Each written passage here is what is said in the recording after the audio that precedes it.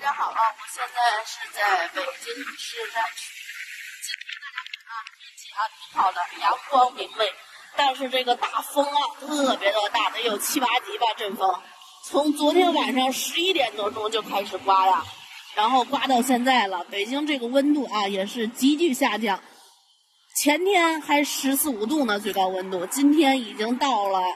适应12天气预报，我看那手机上显示这会儿是2度啊，最高温度2度，但是最低温度零下3度。早晨起来，早上的时候是最高温度是0度啊。看看这个大街上啊，一个人也没有啊。看看树叶啊，昨天还挺多的，瞬间这一晚上就给刮成光秃秃的了，有的这些树。今年这个说冷就冷了呀，然后看看大街上吧，除了开车的几乎没有什么人，人特别的少。每次路过这条街的时候啊，人还是挺多的，因为这边有这个前面就是8、9游乐园，然后往西这边有一个无人超市，什么买菜的那个大爷大妈们呢，还是挺多的，出来遛弯的人也挺多的。看看今天实在是太冷了，没人啊，冻得都不敢出来了。我也是包裹的非常的严实啊，去趟图书馆，要不然我也不出来，太冷了。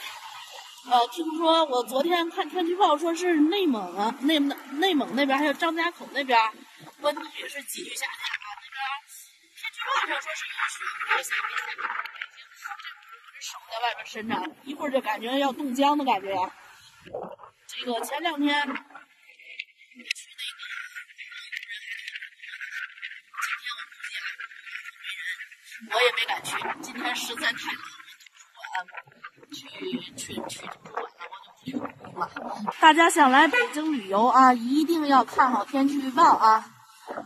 这从今天开始一直到周6，最高温度都是2、3度，特别的冷。然后下周我看了一下天气预报，最高温度有时候能达到7、8度吧，还是稍微暖和一点的下周。看看这人捂得都严严实实的呀，看到没有？除了开车的，行人特别少。今天啊，我估计市中心的大街上啊，应该人也特别的少。大多数都刮得到，看到没有？到底有多冷啊？看看街上的情况就知道了。我这手出来这一会儿啊，就感觉要冻僵了。这个干锅鸭头这儿每天晚上都排队，我估计今天晚上肯定不排队，太冷了。是还出来吃了呀，是吧？特别的冷啊，感觉一下有点适应不了，温度到冰点了。前面就是实验室图书馆，去图书馆那边看书，那边有暖气，还有热水喝，是一个比较不错的地方。看街上的人，我的妈呀！对，我到图书馆就是2、3站地，所以一会儿还就到了啊，到图书馆了啊！我不跟大家聊了，我要进图书馆了，太冷了，有点适应不了。